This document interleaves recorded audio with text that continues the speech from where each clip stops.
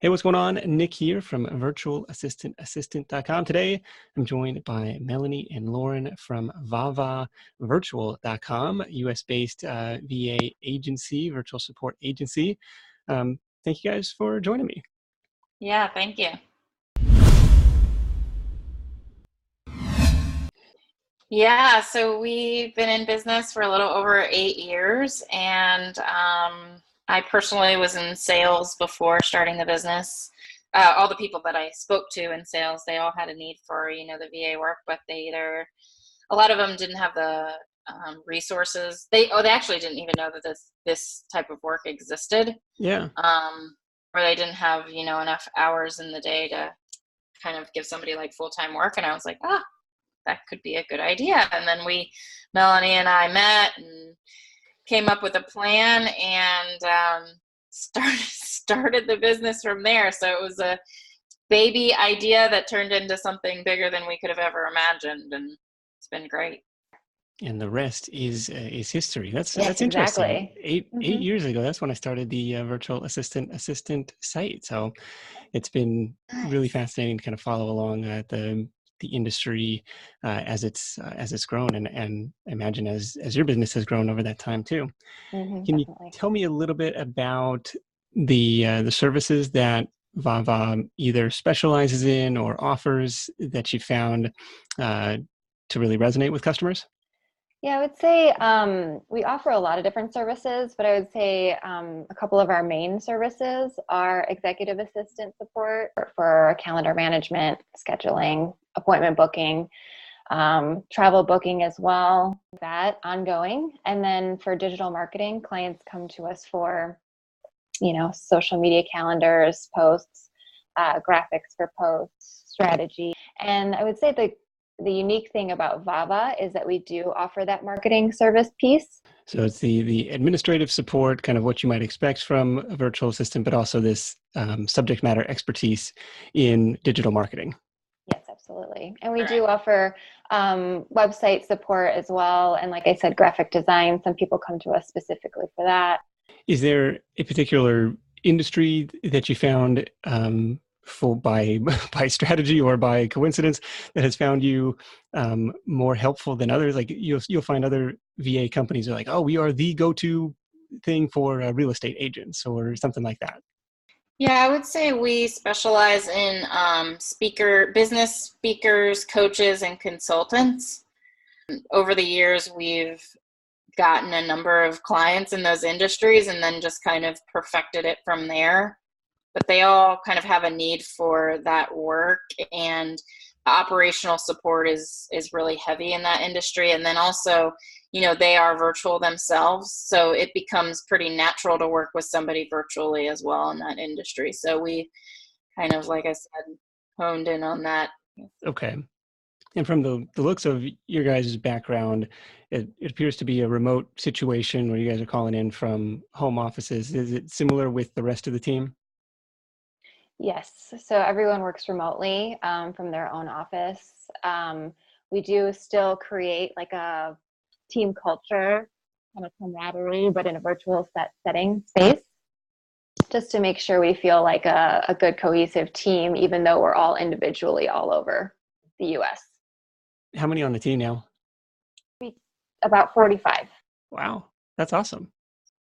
What's a typical onboarding process look like? If I come to your website or hey, I got a referral from a friend, like somehow I discover VaVa Virtual and I think this is something that I could probably use some help with. Like, what does that onboarding process look like for a new client? So first and foremost, we have a discovery call to look at your needs and dive into more of what you're looking for in your VA and the tasks that you're looking to get done. And then from there, if you're ready to get started, we take that information, send you, your contract and your invoice. And then once we have that back, we send you out an onboarding questionnaire, which really dives deep even more into the process or into the aspect of, what kind of person or would be best fit for you. So the questionnaire just asks a lot of different questions and your time zone and tasks and things like that to be able to better pair you with the person. And then after we have that back, then we set you up with a call with an account manager. So an account manager that would handle your account and ensure success. And then from there, we take that information plus your onboarding form and we pair you with best VA on our team. So our recruiter works with our account manager and then they decide, who they feel would be the best fit. And then we introduce you to your VA and you have a call with them and then you kind of take it from there and kind of hit the ground running. So it takes about anywhere from a week to 2 weeks, depending on the communication and how quickly we get things back from you. Okay. Do you find that most people are coming to you for 5 hours a week, 10 hours a week? Look, I need somebody full time. Like, what's a typical engagement? I was going to say 5 to 10 hours a week is pretty standard for most of our clients. We do have some clients that are a lot more than that, but they even started at 5 to 10, which is a great way to get your feet wet in there, get things started to hand over to your assistant and then kind of grow over time. Okay. And as a new client, I'm assigned a dedicated person, so they could have access to my inbox and calendar and here are the recurring processes that I could use help with. Yes, exactly. Mm-hmm. Okay. Do you mind sharing a ballpark pricing range? And we understand this is of course subject to change and probably subject to the different skill levels and expertise of the assistants themselves. Sure, I would say about on average it's $1,000 to $1,500 a month. So it's more built on kind of a monthly retainer versus I'm going to be on the clock for 10 hours a week. Yeah. I mean, we're there to work whenever you need us. And we work, obviously when you need us, but we're not on, charging for 8 hours a day if we're not working 8 hours a day. We're only charging for the time that we work. Okay. Any client horror stories or anybody who's just not a good fit for this type of arrangement? You don't have to name names. Yeah, I'm going to name everybody. There's definitely a couple of key indicators that would make somebody not a good fit. We get a lot of questions about whether we answer live, whether we're a live answering service. And we are not. We only should just check voicemails and, call people back. And obviously we do phone work, but we just aren't, actively answering, live phone calls. So that's not a good fit for us. Okay. Also, people that can't really dedicate some time to communicate with their assistants. It seems really easy, but for some reason people are like, yes, I'm ready to get started. And then they just go MIA.